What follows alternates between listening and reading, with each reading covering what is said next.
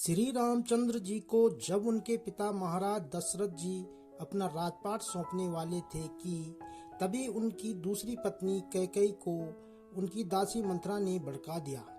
मंथरा ने कैकेयी से कहा कि राजा तो आपके बेटे भरत को बनना चाहिए।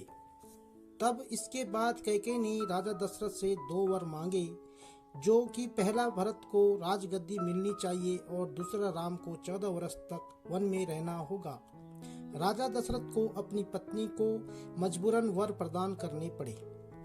जब रामचंद्र जी वनवास के लिए अयोध्या से निकले, तब लक्ष्मण जी ने भी उनके साथ जाने की इच्छा जाहिर की। लक्ष्मण के वन जाने की बात सुनकर उनकी पत्नी उर्मिला भी साथ जाने की जिद करने लगती है। तब लक्ष्मण जी अपनी पत्नी उर्मिला को समझाते हैं कि वह अपने बड़े भाई और मां समान भाभी सीता की सेवा करने के लिए जा रहे हैं। अगर तुम वनवास में साथ चलोगी तो मैं ठीक तरह से सेवा नहीं कर पाऊंगा।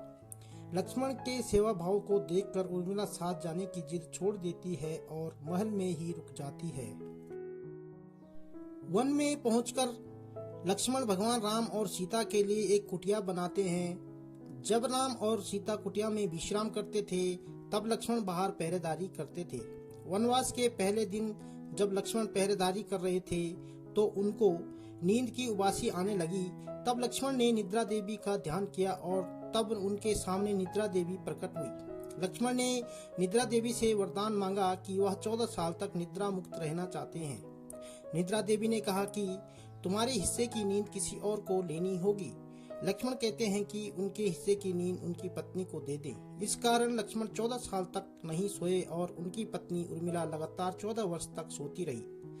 14 वर्ष बाद जब भगवान राम और सीता माता के साथ जब लक्ष्मण अयोध्या वापस आए, तब नींद की अवस्था में रामचंद्र जी के राज तिलक समारोह में उर्मिला भी उपस्थित थी। यह देख लक्ष्मण को हंसी आती है।